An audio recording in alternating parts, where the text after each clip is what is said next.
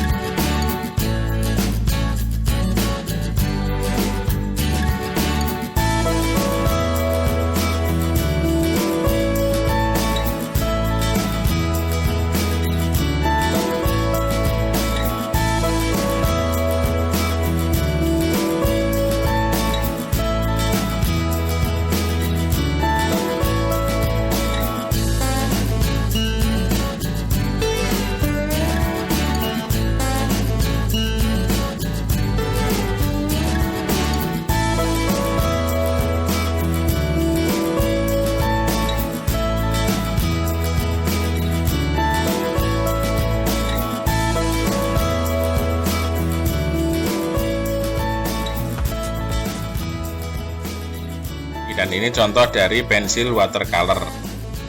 Ada keterangan tulisan watercolor pensil.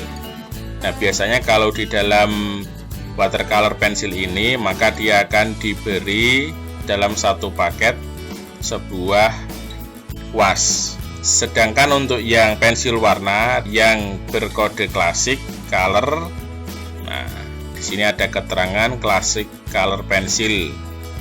Pensil warna ini apabila kita menggoreskan pensil warna di atas kertas, dia tidak akan bisa dibuat dengan teknik transparan.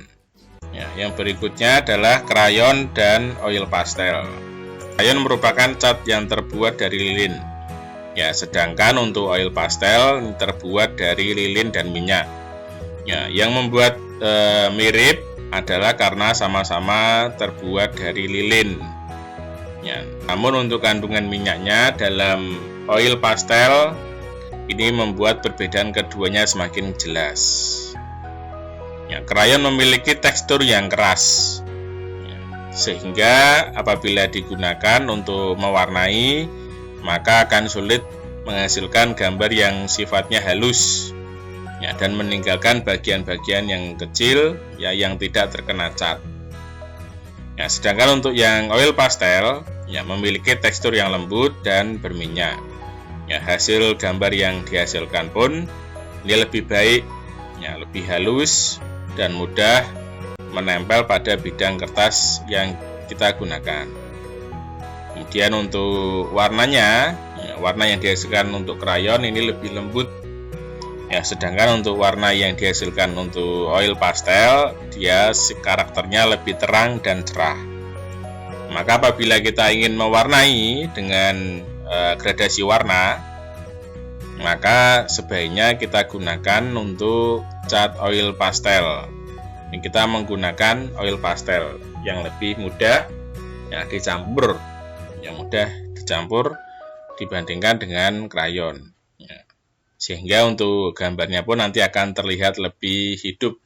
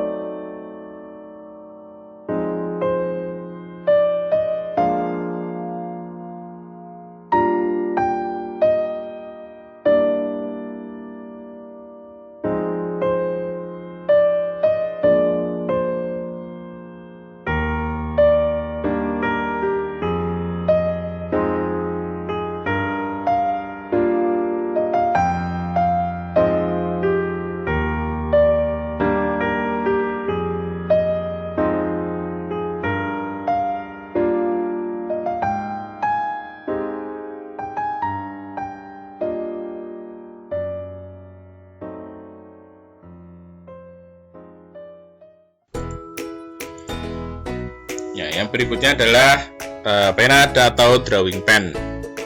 Nah, seperti halnya dengan pensil, untuk yang drawing pen itu juga ada kodenya. Mulai dari 01, 02, 03, 04 dan seterusnya. Apabila nilai angka 0,nya semakin besar, maka ujungnya pun akan semakin besar.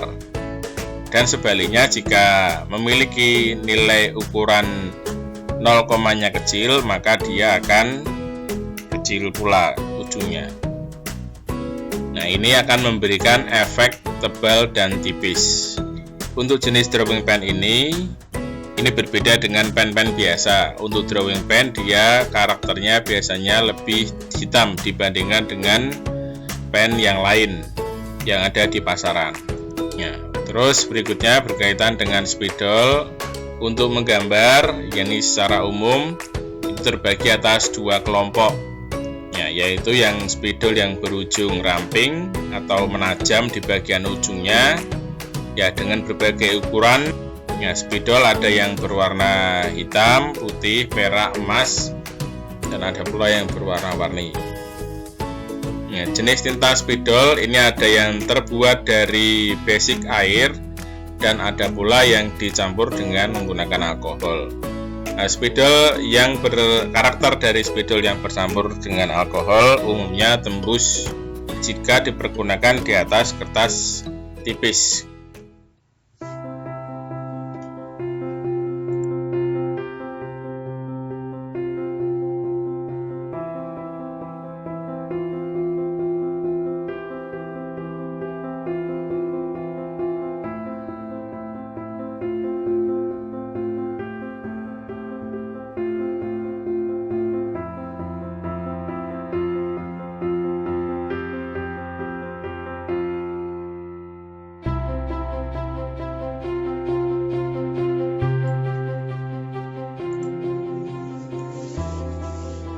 Ya, kemudian untuk tinta bak ya, atau tinta Cina ya, tinta bak ini jenis tinta yang dipergunakan dalam melukis.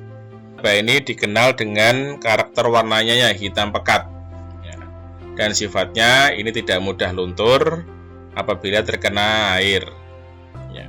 Kemudian tinta Cina bisa dipakai untuk menulis kaligrafi ya, atau menggambar dengan teknik siluet atau blok.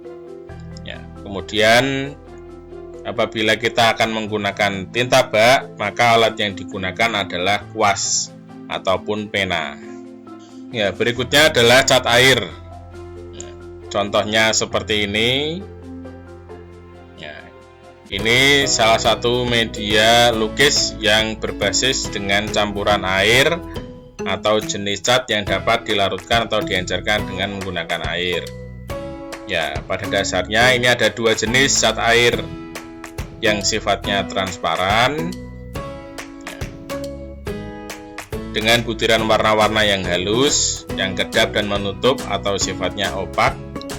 Nah, kemudian ada yang butiran warna-warna yang sifatnya kasar. Ya, untuk yang bersifat menutup biasanya disebut cat poster atau poster color, dan yang bening atau transparan disebut watercolor, ya, atau cat air biasa yang dikenal pada umumnya. Ya, untuk yang cat air bersifat transparan, ini cenderungannya pudar, ya, atau lemah. Warnanya akan sering berubah seiring dengan lamanya waktu. Kemudian cat ini sifatnya tidak berbau menyengat seperti halnya dengan cat minyak. Nah, karena ini berlarutnya menggunakan air, ya, maka dia mudah untuk luntur jika terkena air. Untuk palet cat air berbentuk seperti ini dengan cekungan-cekungan yang diberi cat dan air. Jadi jangan salah pilih untuk menggunakan palet antara cat air dengan cat minyak.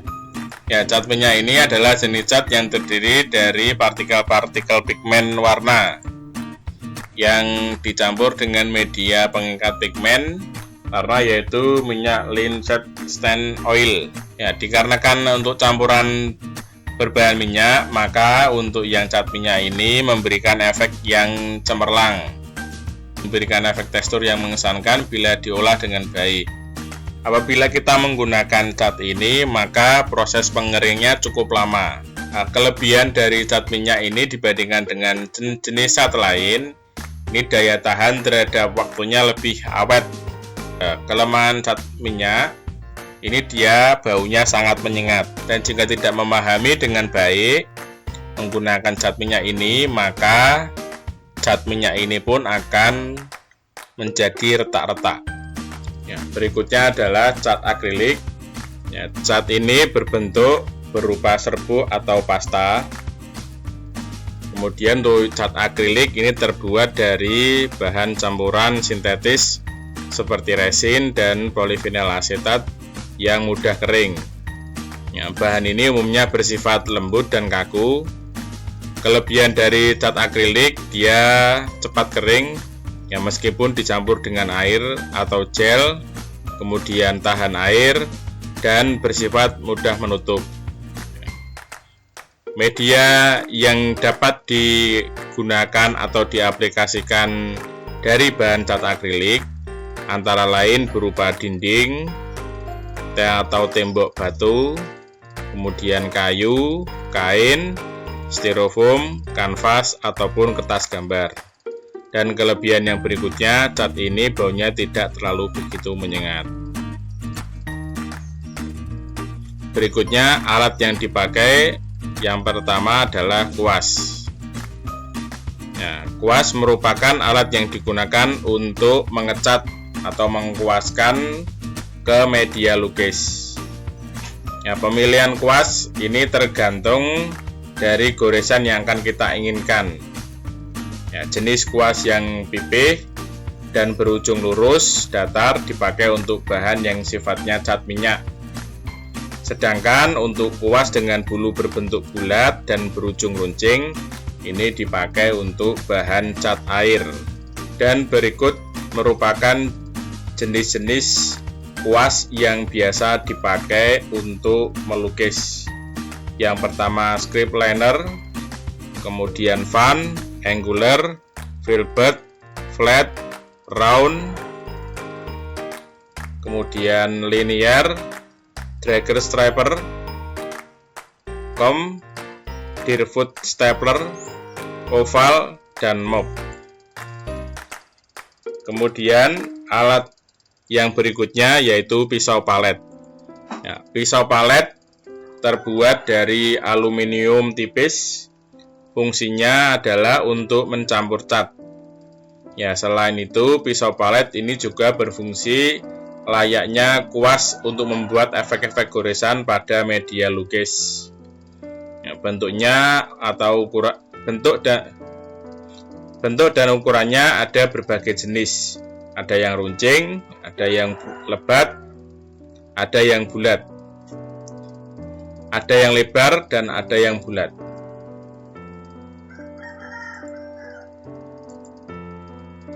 Berikutnya ada palet.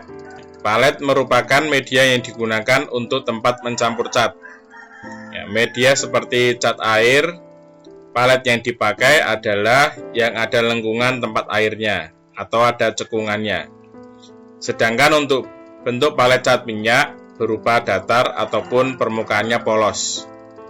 Ya, ditambah dengan lubang untuk pegangan. Yang berikutnya alat untuk melukis adalah easel. Easel adalah papan untuk menjepit kanvas. Ya, papan ini memiliki kaki dan berdiri agak miring, ya, serta dapat di setel naik turunkan. Sebenarnya untuk papan ini tidak terlalu begitu penting, ya, asalkan kanvas bisa berdiri posisi tegak dan bisa dilukis tanpa bergerak. Dan untuk bahan yang terakhir dari seni lukis adalah kanvas. Kanvas adalah media lukis yang paling banyak digunakan untuk melukis. Ya, kanvas ini memiliki beberapa permukaan yang berbeda. Ya, permukaan halus hingga ke permukaan yang sangat kasar. Media alternatif selain kanvas dan kertas bisa juga dengan menggunakan media yang lainnya, yaitu berupa kaca, sutra, dinding, papan, fiber, papan kayu, kain tekstil, lempengan logam, dan lain sebagainya. Baik, selanjutnya kita akan masuk ke jenis lukisan berdasarkan teknik dan bahan yang digunakan. Ada beberapa jenis lukisan dan teknik. Yang pertama yaitu mozaik. Mozaik adalah teknik menempelkan pecahan atau lempengan kaca yang berwarna-warni pada dinding atau lainnya, sehingga membentuk objek tertentu. Bahan yang dapat digunakan antara lain pecahan keramik, porselen, potongan kertas, atau dapat pula batu yang berwarna-warni. Mozaik yang memakai potongan-potongan kayu sebagai bahan lukisan disebut intarsia. Untuk lebih jelasnya, kita saksikan video berikut ini.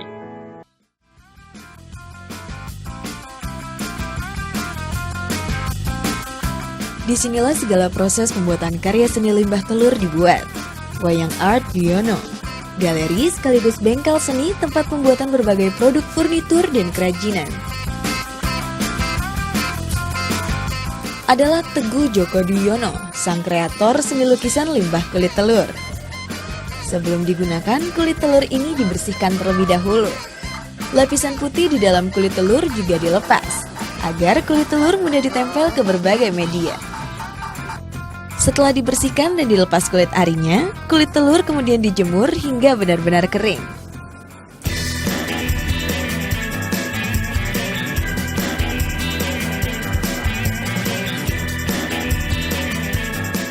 Setelah kering, kulit telur siap ditempel pada media seni. Misalnya pada kanvas lukisan yang polanya sudah dibuat. Duyono kemudian memilih kulit telur sesuai warna yang diinginkan. Lem putih pun direkatkan pada kulit telur. Setelah lem tersebar merata, maka kulit telur ditempelkan pada kanvas. Kulit telur yang tadinya berbentuk oval pun berubah menjadi rata. Bersatu dengan kanvas menjadi lukisan timbul. Teknik menekan kulit telur pada kanvas akan berdampak pada hasil akhir. Proses inilah yang membuat lukisan kulit telur berbeda dengan melukis pada umumnya.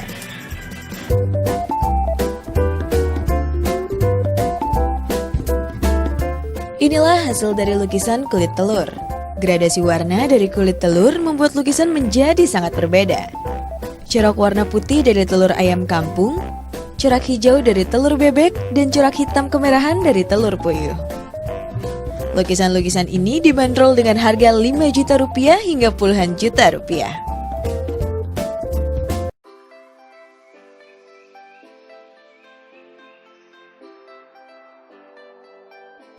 Anda pasti menyangka tokoh pewayangan mulai dari Punokawan, Pandowo Limo, Nyi Roro Kidul, jurnalis Udin hingga Presiden Republik Indonesia Joko Widodo ini merupakan lukisan pada umumnya.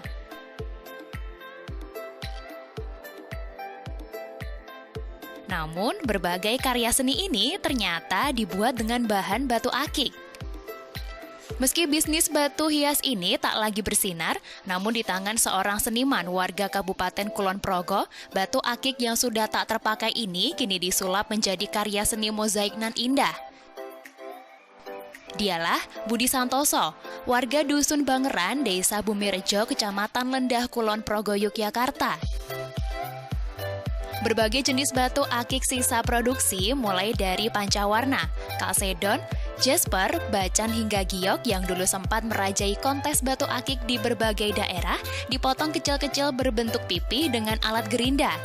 Setelah terkumpul dengan warna dan ukuran yang diinginkan, batu ini kemudian ditempelkan menggunakan lem khusus di atas pola lukisan yang sebelumnya telah dibuat.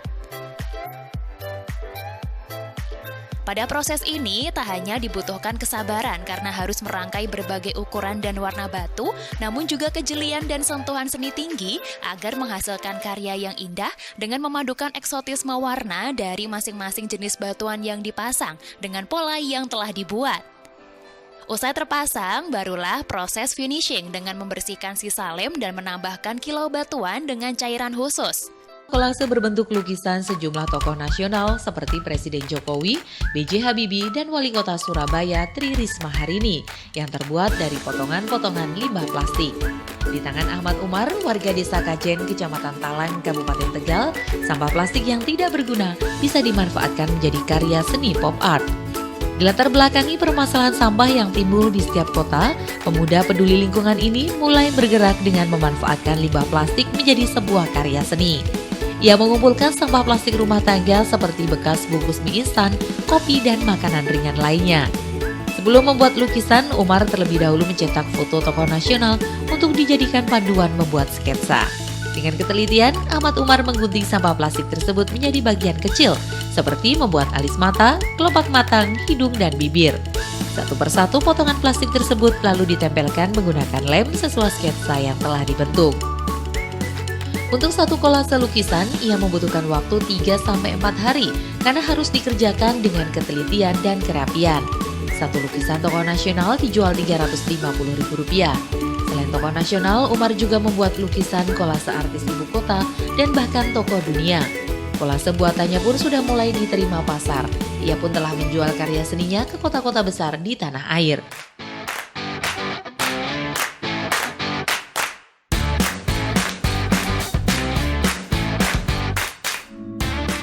Lukisan wajah dengan menggunakan uang koin kini telah menjadi tren di kalangan para seniman. Konsep lukisan mozaik koin dengan bentuk wajah ini sangat diminati. Biasanya pemesan datang langsung dengan membawa foto yang diserahkan kepada seniman untuk dilukis. Membutuhkan ketelitian khusus dalam proses membuat lukisan koin ini. Selembar triplek yang telah dilapisi kain warna hitam, lalu digambar sketsa wajah dengan menggunakan pensil gambar, membentuk wajah pemesan ataupun bentuk wajah para tokoh. Selanjutnya satu persatu uang koin direkatkan dengan menggunakan lem silikon. Dalam prosesnya pun, para seniman seringkali menggunakan kamera handphone agar tingkat akurasi kemiripan lukisan wajah ini sama dengan aslinya. Proses ini pun menjadi rangkaian proses tersulit dalam membuat lukisan mozaik uang koin. Jenis lukisan yang berikutnya adalah lukisan kaca. Lukisan kaca merupakan teknik lukisan dengan menggunakan bahan material kaca atau timah atau kuningan dan tembaga sebagai penyambungnya, ya, sehingga membentuk suatu bentuk lukisan. Ya, teknik ini pertama kali dikembangkan di zaman gotik di benua Eropa sebagai bagian dari arsitektur. Sedangkan untuk di Indonesia, lukisan kaca ini awal mulanya berkembang sebagai seni industri rumah tangga yang ada di kota Cirebon, Jawa Barat. Untuk lebih lengkapnya, kita saksikan video berikut ini.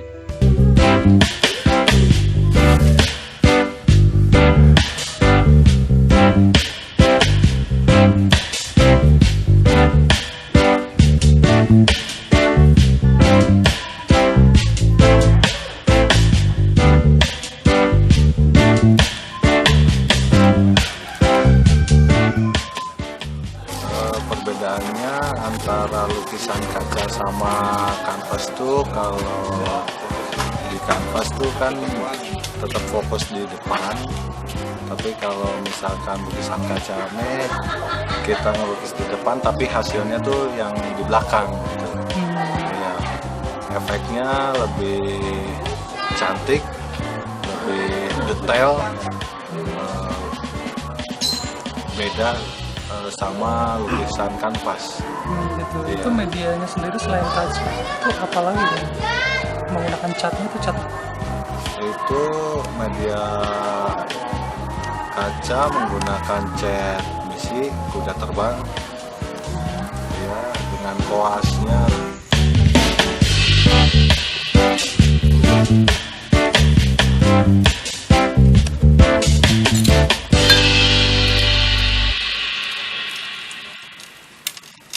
dia pasir, batu, terus tali plastik itu apa sih Kang manfaatnya? Itu background buat media pasir, batu, terus rapia kayak gitu dan sejenisnya dia. Kita cuma ngambil efeknya aja gitu. Ambil efek biar pencahayaan atau bentuk catnya itu kayak lembayung, ya lembayung kan dari plastik. Plastik itu. Terus kalau pasir itu kan nanti timbulnya kayak pecah-pecah kayak batu juga. Terus ada lagi kayak kapas. Ada kemungkinan bisa menggunakan barang lain itu. Ada banyak Oke. kayak lem, terus kayak daun-daun. Ya intinya sih kita ngambil efek aja, efek dari si cat itu.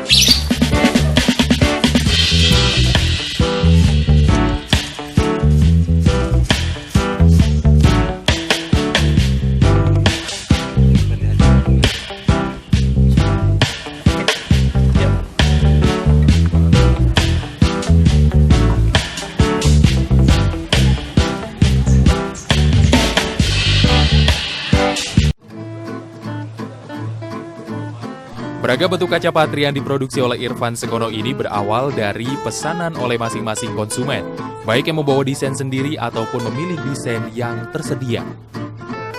Setelah berdiskusi dan konsumen menyetujui, kemudian desain ini akan dipindah ke kertas karton putih.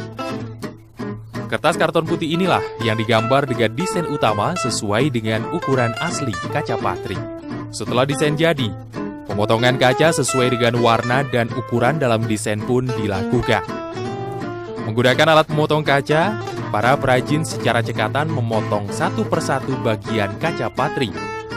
Selanjutnya adalah pematrian kaca. Langkah ini menggunakan plat aluminium berbentuk kecil pipih panjang atau yang biasa disebut sebagai plat patri. Potongan-potongan kaca disusun sesuai desain awal. Dengan plat patri dipasang di setiap sela antara potongan kaca satu dengan yang lainnya. Setelah semua bagian terpasang lengkap, kemudian dilakukan pematrian atau melelehkan plat patri menggunakan solder agar masing-masing bagian kaca saling menempel satu sama lain. Proses ini bukanlah hal sulit mengingat para pekerja telah terbiasa melakukan ini. Bagian tersulit justru saat proses pemasangan kaca di tempat konsumen yang membutuhkan keahlian khusus karena beresiko pecah. Irfan menambahkan dari 4 jenis seni kaca, yang tengah tren saat ini adalah jenis in clay, khususnya konsumen yang menggandrungi perkembangan seni kaca masa kini. Adapun untuk jenis lain seperti painting, patri timah, dan kuningan tetap mendapat pesanan dari sebagian konsumen yang lebih menyukai gaya klasik, serta dari beberapa tempat ibadah.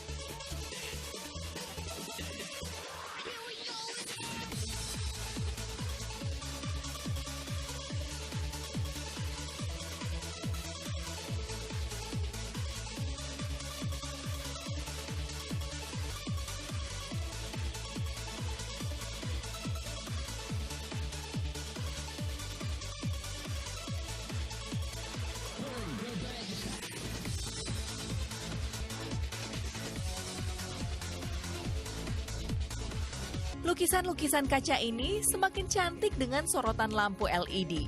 Siapa sangka lukisan kaca ini asalnya dari limbah.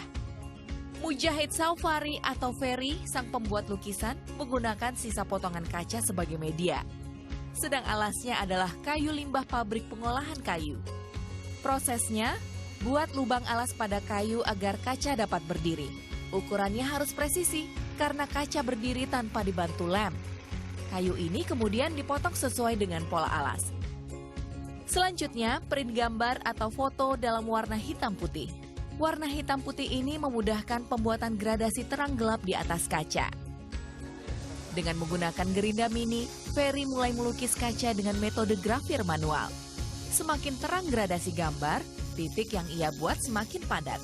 Harga lukisannya dibanderol Rp140.000 hingga Rp2 juta tergantung ukuran dan tingkat kerumitan. Baik, terima kasih. Saya rasa sekian dari apa yang saya sampaikan tentang materi media dan teknik melukis. Apabila ada pertanyaan, silakan untuk disampaikan melalui komentar atau bisa menghubungi langsung ke via WhatsApp. Terima kasih. Sampai jumpa pada pertemuan selanjutnya. Wassalamualaikum warahmatullahi wabarakatuh.